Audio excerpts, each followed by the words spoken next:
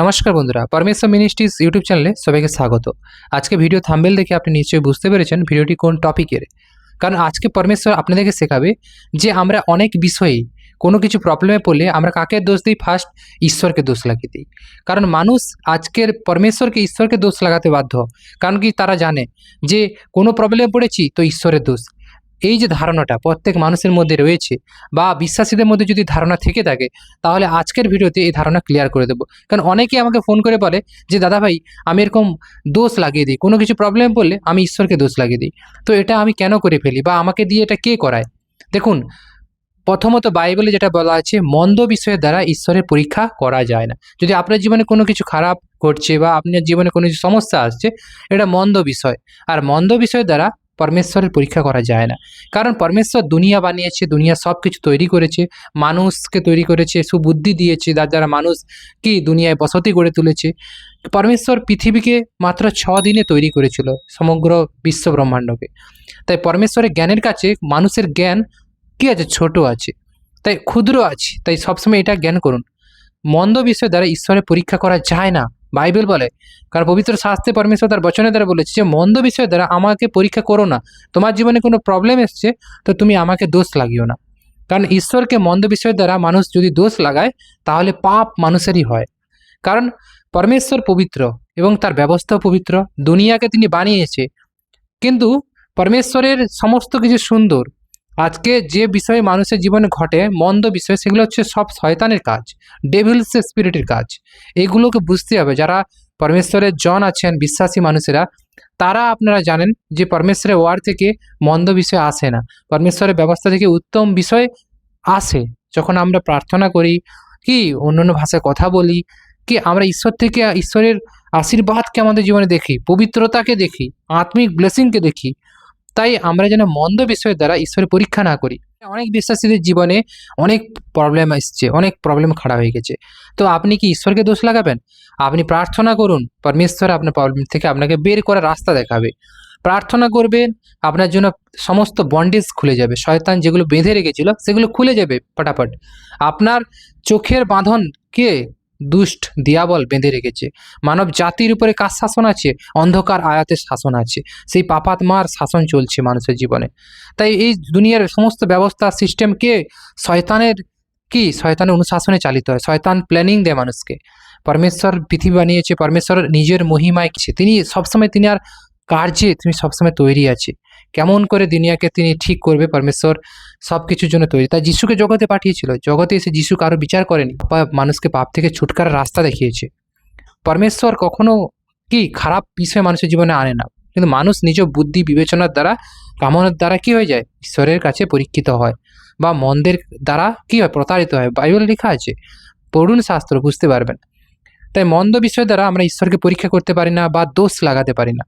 মন্দ বিষয় দ্বারা ঈশ্বরকে আমরা কখনো বলতে পারেন যে আপনি করেছেন। পরমেশ্বর কখনো আপনাদের ক্ষতি চায় না, পরমেশ্বর সবসময় ভালো চায়। তার জন্যই পরমেশ্বর তার ব্যবস্থা দিয়েছে, তার কি সত্যকে জানিয়েছে, সুসমাচার দিয়েছে। সেটাকে আগে জ্ঞান করতে হবে বিশ্বাসী ভাই বোনদের। 2026 সালে পরমেশ্বরের প্ল্যানিংকে বুঝতে হবে। আমরা অনেকেই আছি বুঝতে পারি না। পরমেশ্বরের প্ল্যানিং বোঝার জন্য প্রেয়ার করতে হবে এবং পরমেশ্বরের বচন পড়তে হবে এবং পরমেশ্বরের ভবনে যুক্ত হতে হবে, কানেক্টেড। আপনি ঈশ্বরের আত্মার ব্যবস্থাতে না জুড়লে আপনি ঈশ্বরের আত্মিক জ্ঞান এই বিষয়কে বুঝতে পারবেন না। যখন জুড়বেন, প্র্যাকটিক্যাল চলবেন, দেখুন ঈশ্বরের বিষয়গুলো আপনার মধ্যে আসবে, ঈশ্বর আপডেট দেবে আপনাকে। তাই মাংসের দ্বারা, বুদ্ধির দ্বারা আমরা যখন চলি, আর জগতের ব্যবস্থা কি? মাংসের বশেই চলছে, আত্মার ব্যবস্থাতে নেই। আমরা পরমেশ্বরে যারা যারা জানি, যিশুকে যারা জানি, তারা আত্মার ব্যবস্থাতে আছে, পবিত্রতার ব্যবস্থা। যখন ঈশ্বরের সঙ্গে চলি, ঈশ্বরের আত্মার দ্বারা আমরা চালিত হই। তাই এই বাইবেল বলে যারা যতজন ঈশ্বরের আত্মা দ্বারা চলে তারা কি? পরমেশ্বরের পুত্র। তাই এটা জ্ঞান করুন, পরমেশ্বর চায় আমরা যেন তার পুত্র রূপে, যোগ্য রূপে চলতে পারি এবং অধিকারের সামতের দ্বারা চলতে পারি। শয়তান আমাদের উপর অধিকার করবে না, আমরা শয়তানের উপর রাজত্ব করব। সে ক্ষমতা আমাদেরকে দেওয়া হয়েছে। যেদিন থেকে আমরা যিশুকে, পরমেশ্বরকে গ্রহণ করেছি, বিশ্বাস করেছি, সেদিন থেকে পবিত্র আত্মার দ্বারা আমাদের কি জীবনের পথ আমরা পেয়েছি।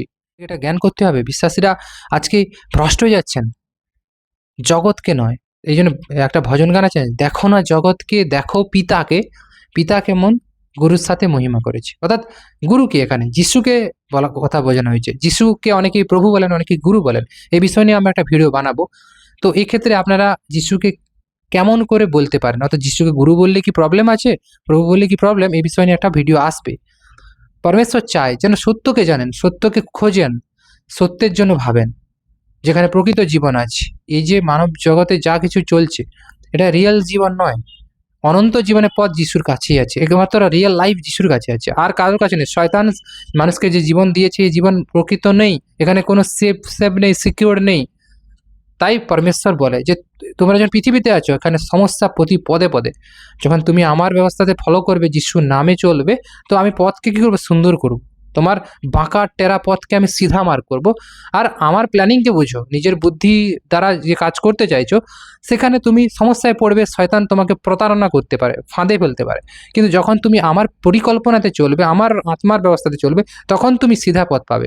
আর যে পথ আমি দেওয়ার জন্য প্রতিশ্রুতিবদ্ধ করেছি, পুরানো নিয়মেও পরমেশ্বর বলেছে, নতুন নিয়মে বলেছে। পরমেশ্বর চায় যে তার ব্যবস্থাকে বুঝতে পারি, তার প্ল্যানিংকে ফলো করি। 2026 সাল এটা শুধু একটা সাল নয়, পরমেশ্বরের দেওয়া টাইম। এই টাইমটাকে সঠিক কাজে লাগাতে হবে, তবেই বিশ্বাসীদের জীবনে কি আত্মিক আশীর্বাদ নেমে আসবে।